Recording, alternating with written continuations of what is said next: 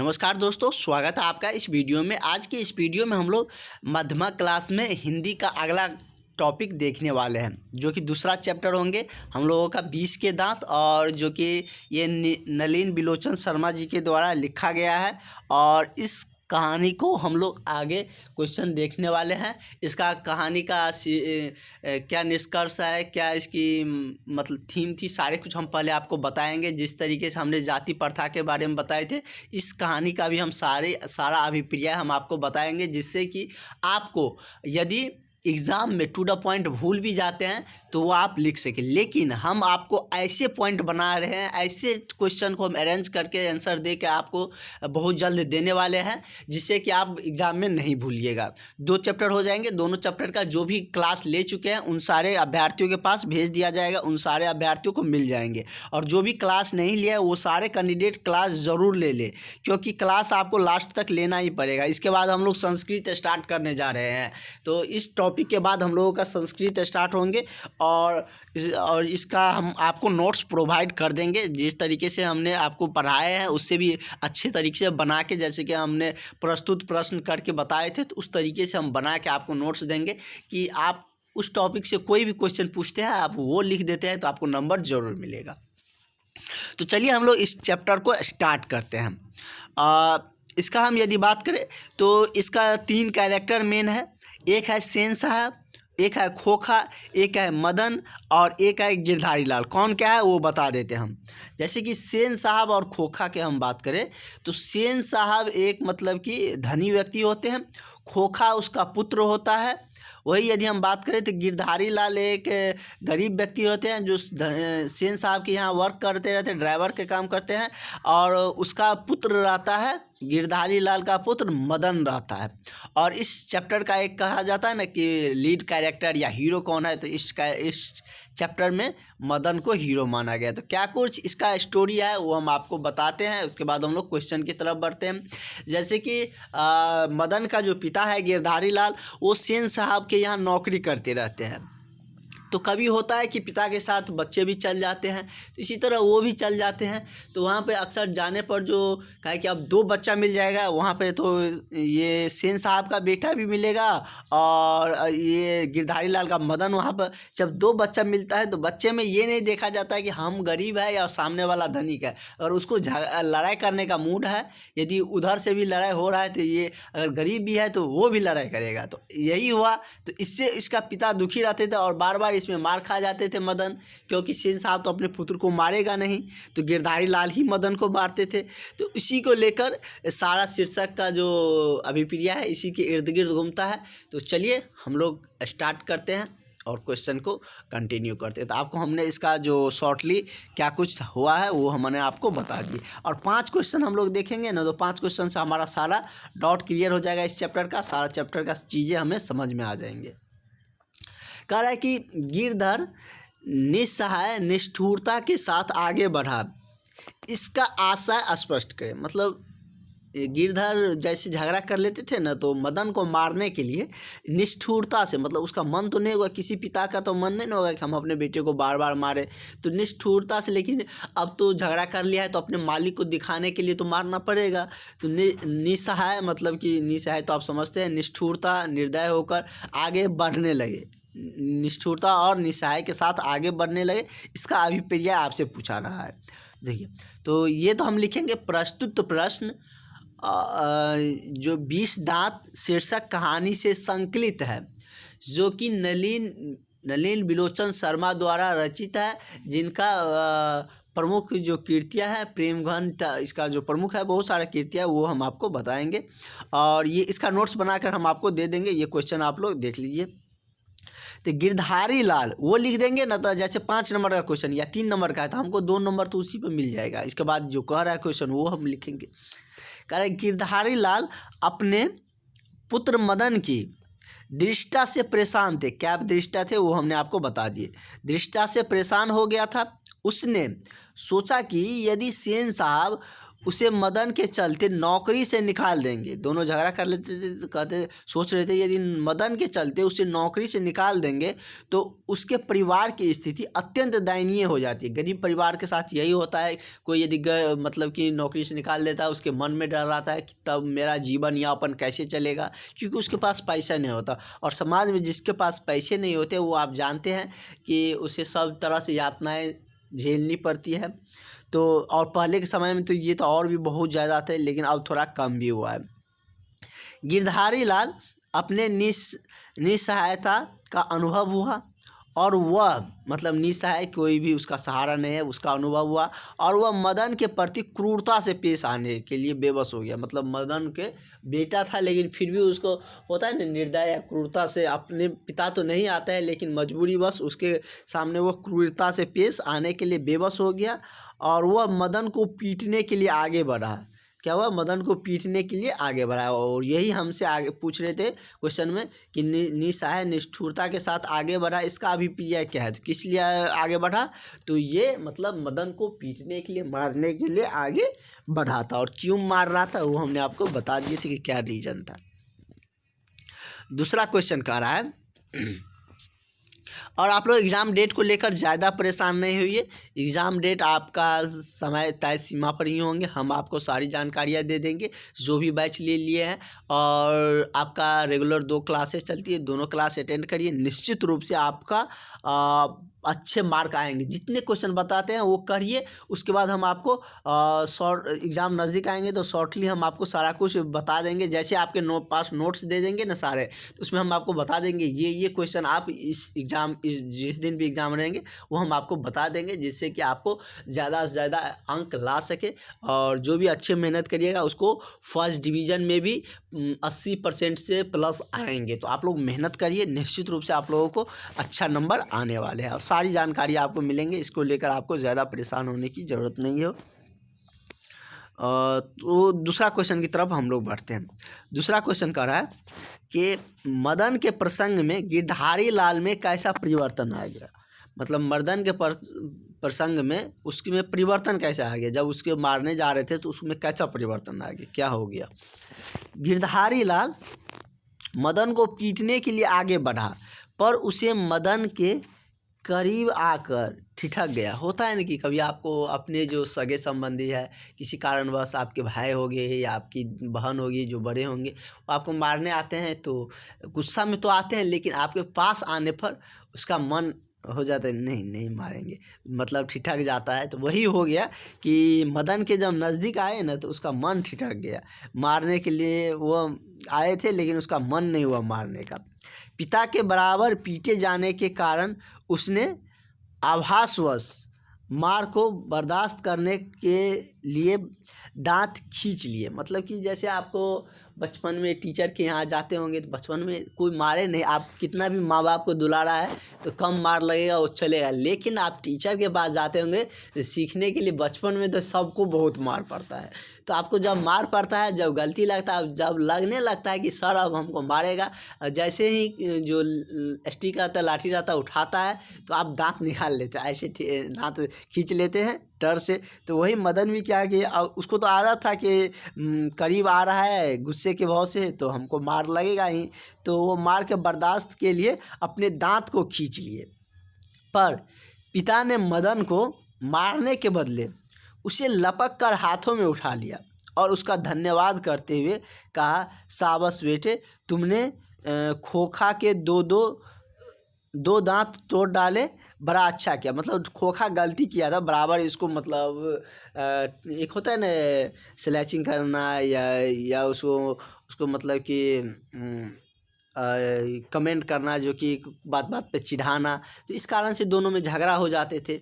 दोनों झगड़ा किया तो खोखा का, ये तो था गांव का देहाती लड़का, खोखा को मारा तो 2 दांत टूट गया।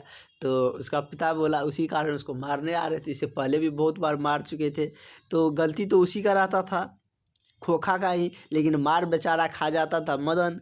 तो इसी के कारण उसके पिता ने शाबाश देते हुए कहा कि तुमने खोखा के 2 दांत तोड़ डाले, बड़ा अच्छा किया। और तो समझ गया हम शाबाशी दे दिए तो अब तो हमको नौकरी से मालिक निकाल ही देगा, क्योंकि उसके बेटे का दांत तोड़ा था। तो चलिए आगे क्वेश्चन में हम लोग देखते हैं क्या कह रहे हैं। कह रहे मदन हक्का बक्का क्यों रह गया। अब सब दिन जिसको मार लग रहा था उस दिन उसको मार नहीं लगा इतनी बड़ी गलती करने पर, तो वो तो हक्का बक्का रह गया कि आज हम बच कैसे गए, हमको मार क्यों नहीं लगा, ऊपर से हमको प्यार मिल रहा है। तो वही प्रसंग है, उसी के बारे में हमको कहना है कि यह क्या कारण था। तो मदन अपने पिता के क्रोध का मुक्त भोगी था, भुक्तभोगी था। मुझे उसे पता था कि उसका क्रोध आता है तो कैसे पीटा जाता है, कितना मार लगता है, क्योंकि आपको भी पता रहता है फैमिली में कि किसको कब गुस्सा आता है तो वो कितने हद तक जा सकते हैं, कैसे मारते हैं, कितने मार पड़ सकते हैं। वह बराबर अपने पिता से पिटाता रहता था और वह अपने पिता के प्यार से वंचित था। बराबर उसको मार ही लगता था और अपने पिता के प्यार से वो हमेशा वंचित रहते थे। पर उस दिन पिता ने पीटने की जगह उसे प्यार से लपक कर हाथों में उठा लिया। लेकिन उस दिन अलग हो गया तो उसे भी लगेगा कि अरे क्या हो गया, आज सब दिन हमको मार लगता था थोड़ी सी भी गलती करने पर, और आज मार के बदले दुलार हो रहा है, हमें मतलब कि प्यार मिल रहा है, उसमें भी अलग लेवल का बहुत अच्छा प्यार मिल रहा है। तो उसे भी लग रहा था कि आज क्या हो गया, कि मतलब जहाँ पे हमें पिताजी की तरफ से सब दिन मार पड़ती थी तो आज वही हमें प्यार मिल रहा है, और जबकि वो सब दिन प्यार से वंचित थे तो उसको मतलब कि उसका प्यार का उतना अनुभव भी नहीं था। तो उस दिन क्या हुआ कि पिता ने उसे पीटने की जगह प्यार से उसे लपक कर हाथों में उठा लिया। पिता के इस अप्रत्याशित व्यवहार से मदन हक्का बक्का रह गया। मतलब क्यों हक्का बक्का रह गया, तो ये आप बता सकते हैं कि जब मदन के पिता क्रोध से उसकी तरफ आए तो मदन ने सोचा कि बराबर उनके पिता से हमें मार लगती है, तो वह बराबर पिता से पिटाता रहता था, तो उसने और वह अपने पिता के प्यार से भी वंचित रहता था। लेकिन उस दिन क्या हुआ कि उनके पिता नज़दीक आने पर उनके मारने के बदले उसे गोद में उठा लिया, उसे प्यार करने लगा, और इसी अप्रत्याशित व्यवहार से वह क्या हो गया कि मतलब हक्का बक्का रह गया। ये क्या हो गया, आज मतलब कि अपने सब कहते हैं ना कि आज सूरज पश्चिम से उगा, तो ये हो गया मतलब कि हक्का बक्का रह गया कि सब दिन हमें मार पड़ती थी लेकिन आज हमें दुलार हो रहा है। तो इसी कारण से वह क्या हो गया, मदन हक्का बक्का रह गया था। तो अब ये क्वेश्चन आएगा तो आप आराम से ईजी तरीके से लिख सकते हैं, इसमें आपको कोई दिक्कत नहीं होंगे।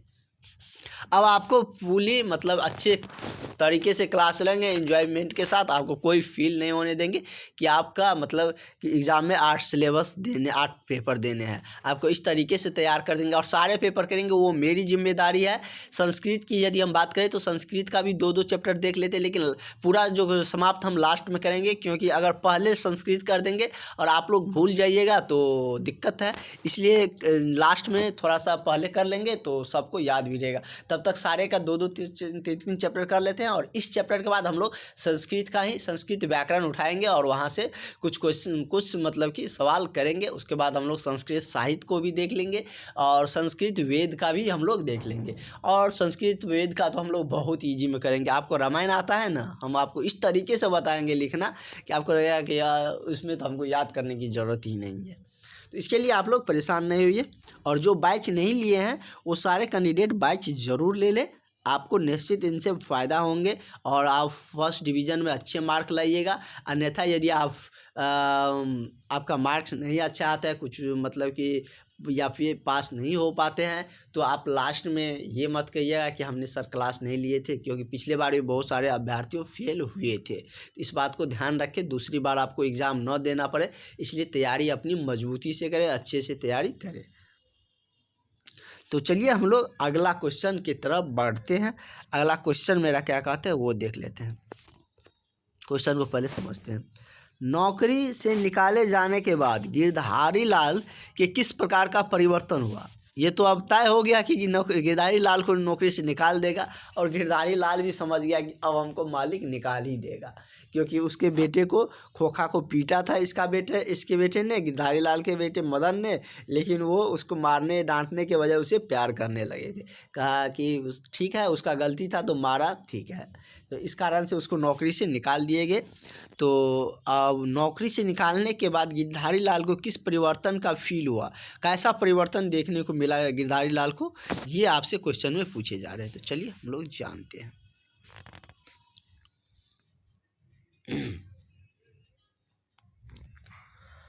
कह रहा है कि सेन साहब ने जैसे ही गिरधारी लाल को अपनी सेवा से हटाया, सेन साहब क्या किया कि अपनी मतलब यहाँ नौकरी से सेन साहब ने गिरधारी लाल को जैसे ही अपनी सेवा से हटा दिया, वैसे ही उसके भीतर एक प्रकार की मुक्ति का भाव लहरा उठा। मतलब कि आज़ादी का भाव होता है ना, कि उसको लगता था कि नहीं हम यहाँ पर कैद थे, इस तरीके से वो काम करवाते थे कि मतलब होता है ना बहुत जगह प्रेशर में काम करवाते हैं, तो वहाँ पर लगेगा कि नहीं हम कैद है यहाँ पर, लेकिन मजबूरी बस काम करना पड़ता है। तो यही था कि उसने भीतर से एक प्रकार के मुक्ति का भाव लहरा उठा। उसे लगा कि वह सारे विषादों दुखों जीवन के भयानक अनुभव से मुक्त हो गया। उसे लगने लगा कि अब वह सारे विषादों दुखों और जीवन के भयानक अनुभवों से मुक्त हो गया। इसके भीतर स्वच्छंदता जनित उल्लास का भाव उभर गया, और जो होता है ना उल्लास, एक मतलब खुशी का लहर इसके अंदर से निकलने लगा कि अब हम लगता है कि नहीं फील आ रहा है कि हम आज़ाद हो गए। मतलब हम बहुत ही मतलब कि जो कि होते हैं ना कैदवश काम ऐसे कर रहे थे, तो उसको लगा कि नहीं अब हमें आज़ादी का भाव मिल रहा है। नौकरी तो यहाँ से निकाला तो कहीं मिल ही जाएंगे, ऐसा तो है नहीं कि नहीं मिलेंगे। अगर आपके पास भी अगर स्किल है तो आप लोग भी बहुत सारे जॉब कर रहे होंगे, हमें पता है। तो आपको पता है कि एक नौकरी से निकलते हैं तो कहीं ना कहीं मिल ही जाएंगे, क्योंकि ये दुनिया बहुत बड़े है, तो कहीं ना कहीं कुछ ना कुछ तो मिल ही जाएंगे। तो ऐसे ही सेन साहब को लगने लगा कि चलो कम से कम आज़ादी तो मिला, उसके बाद नौकरी तो हम कहीं ना कहीं ढूंढ ही लेंगे। तो इस मुक्ति के भाव से लहर उठा। उसे लगा कि वह सारे विषादों दुखों जीवन के भयानक अनुभवों से मुक्त हो गया है। उसके भीतर स्वशांत जनित उल्लास का भाव, खुशी का भाव आने लगा। परतंत्रता से मुक्त होकर वह गर्व का अनुभव करने लगा। परतंत्रता का मतलब क्या है? मतलब दूसरे के अधीन।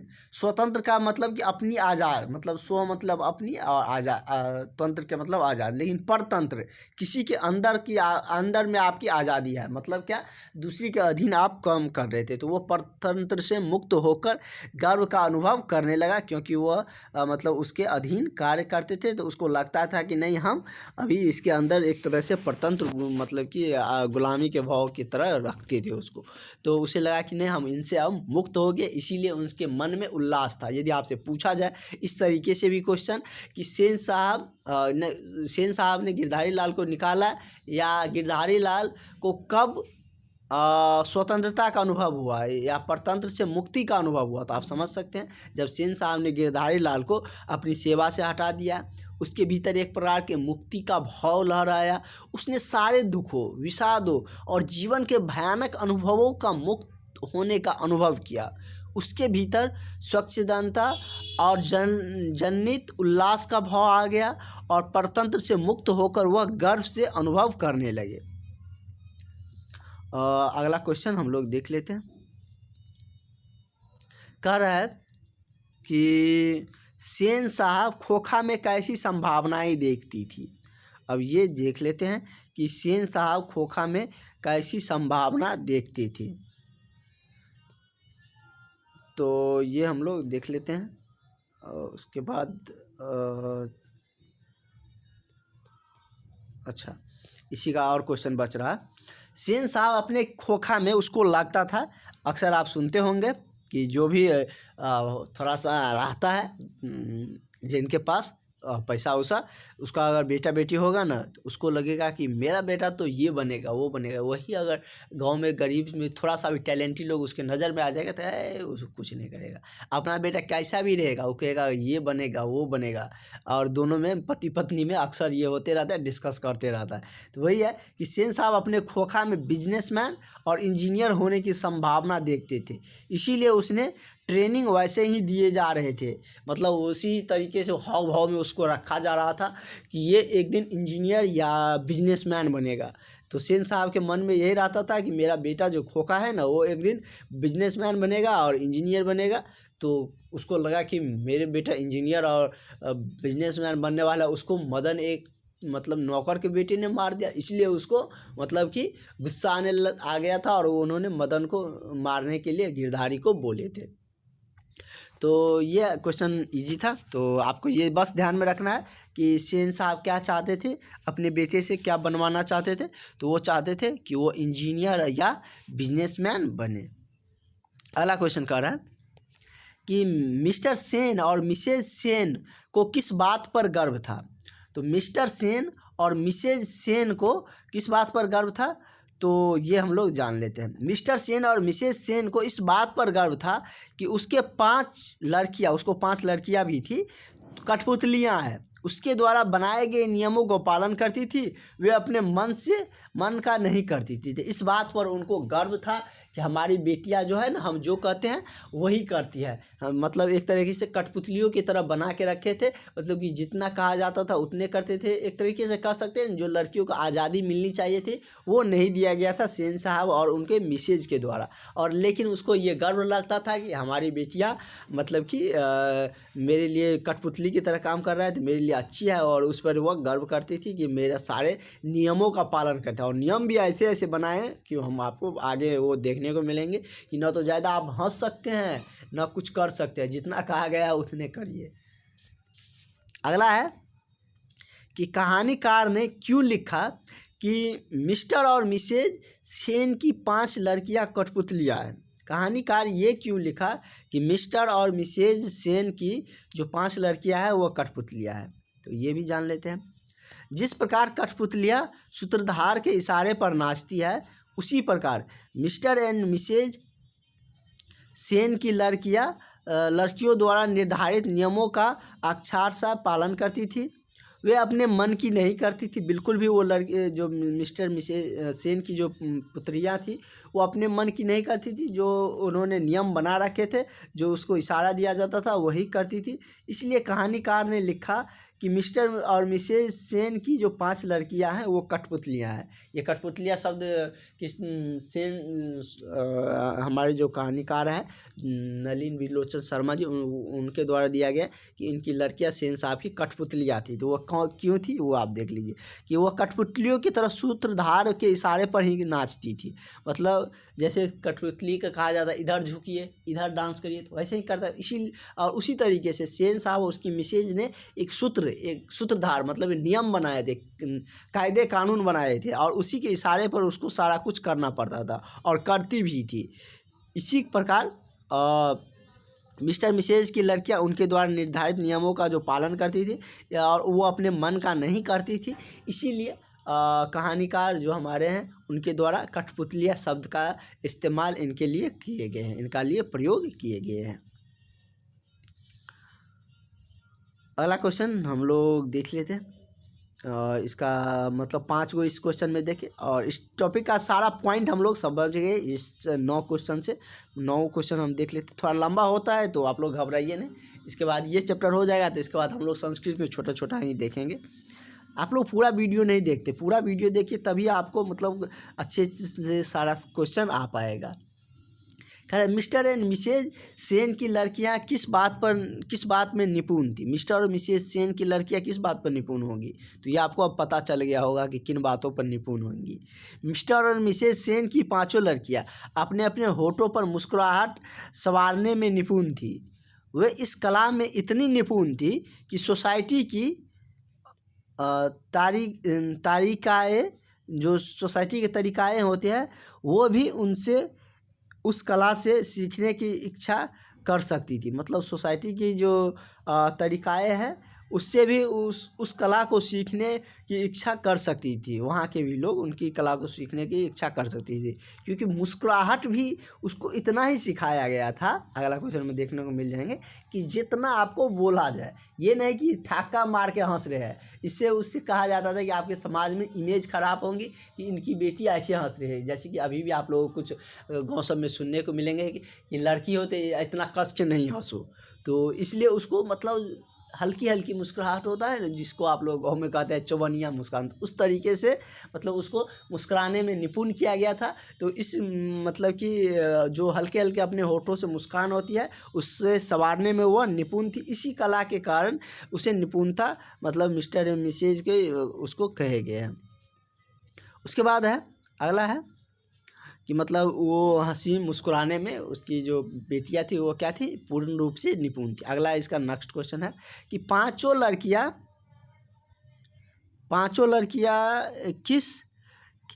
लड़कियां को किसने किलकारी मारकर हंसते हुए नहीं देखा और आखिर क्यों। मतलब पांचों लड़कियां को किसी ने किलकारी मारकर हंसते हुए नहीं देखा और क्यों नहीं। मतलब कि आपको बता ही दिए कि वो हंसने में भी निपुण थी और किस प्रकार की हंसती थी। मतलब हल्की हल्की मुस्कान मारती थी, किलकारी मार कर एक होता ना जोर से हंसना। अरे हंसना है तो हंस के मतलब कस के हंसो। हंसने से शरीर की स्वस्थता भी बढ़ती है और हैप्पीनेस भी, मतलब कि आपकी लाइफ स्टाइल में भी परिवर्तन आते हैं। लेकिन उसको मतलब कि हंसने की इजाज़त पूर्ण रूप से पूरी नहीं दी गई थी कि आप पूरी तरीके से हंसे, किलकारी मारकर हंसने के लिए अनुमति नहीं दी थी। चलिए हम लोग जान लेते, कह रहे थे कि आखिर क्यों कोई नहीं इसे किलकारी मारकर हंसते हुए देखा था। उसे किलकारी मारकर हंसने के लिए मतलब उसको इजाज़त ही नहीं था, तो हंसेगा कैसे? हंसेगा नहीं तो कोई देखेगा कैसे समाज में। देखिए तो उसका तथ्य क्या है। मिस्टर और मिसेज सेन ने, मिसेज मतलब मिस्टर सेन की पत्नी को मिसेज सेन कहा जाता है, ये आप लोग जानते हैं। मिस्टर एंड मिसेज सेन ने उन्हें मुस्कुराने की छूट दी थी, लेकिन खिलखिलाकर किलकारी मारने की नहीं। मुस्कुराने की छूट दी थी, अपने नियम कानून में हंसने की छूट दी थी, लेकिन किलकिलाकर हंसने की छूट नहीं दी थी, क्योंकि उसे सभ्यता का, मर्यादा का खंडित होने की आशंका थी। वो अभी भी आपको समाज में देखने को मिलेंगे। कभी कोई बोल देती है बूढ़ी दादी, या जो पुराने मतलब ख्यालात के होंगे, और जो नए हैं वो तो नहीं। आप लोग जैसे आप सब अभी जो बहुत सारे लड़कियां हैं वो रहते हैं पूर्ण आज़ादी से रहते हैं, और लड़कियां कितनी सहयोग कर रहे हैं हमारे देश के आगे बढ़ने में, ये आप सबको पता है। बहुत सारे IAS IPS बहुत सारे क्षेत्र में लड़कियां आगे बढ़ रही है, तो उसको मतलब आज़ादी दिए जा रहे हैं इसीलिए बढ़ रही है। और उसे घर में ही रखा जाए कि नहीं पढ़ने जाना, नहीं पढ़ना है, तो कैसे आगे जाएगा। और वैसे भी सबको शिक्षित होना, लड़कियों को शिक्षित होना और भी बहुत ही ज़रूरी है। खिलखिलाकर किलकारी मारने की इजाज़त नहीं थी, क्योंकि उसे सभ्यता का, मर्यादा का खंडित होने का आशंका थी कि समाज में हमारे लोग क्या कहेंगे कि इसकी बेटी ज़ोर से हंस रहे हैं। इस सभ्यता, इस मर्यादा को खंडित होने की उसे आशंका थी। चूँकि वह 5 लड़कियों के माता पिता के आदेश, 5 लड़कियां अपने माता पिता के आदेश का जो अक्षरशः मतलब पालन करती थी, और इसलिए वे केवल मुस्कुराती थी, लेकिन खिलखिलाकर हंसने का उसने अधिकार क्षेत्र में नहीं आता था। मतलब कि उसके अधिकार क्षेत्र में ही नहीं आता था, उसको बताया ही नहीं, उसको ऐसा छूट ही नहीं दिया गया था कि आप मतलब कि जोरों से हंस सकती है। मतलब अधिकार क्षेत्र के मतलब कि जैसे कि आपकी चीज़, आपके अधिकार में कोई चीज़ नहीं है, उसके मतलब उसको इस तरीके से ट्रेंड किया गया था, उसके अधिकार में नहीं है कि वो ज़ोर से हंसे, कि मतलब कि कोई बात को लेकर भी ज़ोर से हंसे, या मतलब हंसना भी है तो धीरे धीरे हंसना है। जो उन्होंने नियम कानून बनाए थे उसको पालन करते थे, तो इस बात पर वो खुशी भी थी उसके माता पिता की, हमारी बेटी हमारे नियम को, जो कायदे कानून हम बनाए हैं उसको खुशी खुशी पालन कर रही है। खुशी खुशी तो नहीं कर रहे होंगे, क्योंकि इतने रिस्ट्रिक्शन में रहेंगे तो खुशी खुशी क्यों करेंगे। जब मदन वहाँ से निकलने पर आज़ादी फील कर रहे थे, तो लड़कियों को क्या हो रहा है, जैसे पूर्ण रूप से मतलब कह सकते हैं कि कठपुतलिया की तरह बना के रखे थे। तो इस शीर्षक में आपको यही सारा कुछ मतलब कैरेक्टर देखने को मिले, ये सारा कुछ हमने आपको बता दिए। आपको इस टॉपिक से एक भी क्वेश्चन नहीं छूटेगा, और इस टॉपिक का जो कॉमन क्वेश्चन जो आते हैं वो हम आपको नोट्स बनाकर दे देंगे सारे। तो इसके लिए आप लोग घबराइए नहीं, आपको लिखित नोट आपको मिलेंगे, अच्छे से तैयार करके मिलेंगे, और ये भी हम आपको दे देंगे। तो और हम लोग ट्राई करेंगे नेक्स्ट जो हमारा क्लास होगा उसमें हम लोग संस्कृत को देखेंगे, क्योंकि संस्कृत को लेकर आप लोग बहुत एक्साइटेड है कि जल्द से जल्द संस्कृत पर आइए। तो आप लोगों का अगला क्लास हम लोग संस्कृत का ही रखेंगे, और उसमें हम लोग संस्कृत व्याकरण या संस्कृत साहित्य कोई एक, मतलब 3 संस्कृत है, तीनों में से कोई एक हम लोग देख लेंगे। तो कल का क्लास आप लोगों के लिए इम्पोर्टेंट होंगे, और जो सारा कुछ होंगे वो सारे डॉट्स होंगे, तो वो आप लोग कमेंट सेशन में या व्हाट्सअप कर सकते हैं, हम आपको निश्चित ही बताएंगे।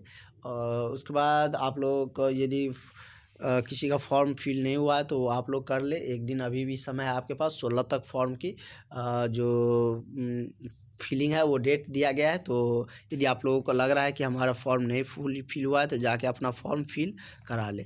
तो चलिए हम लोग मिलेंगे नेक्स्ट वीडियो में नए टॉपिक नए क्वेश्चन के साथ। फिलहाल इसमें इतना ही, और भी जो भी अपडेट आएंगे आयोग की तरफ से वो सारी जानकारियाँ आपको, बोर्ड के कोई भी जानकारी रहेंगे तो वो आपको मिलते रहेंगे। तो इसके लिए आप लोग निश्चिंत रहें। Thank you.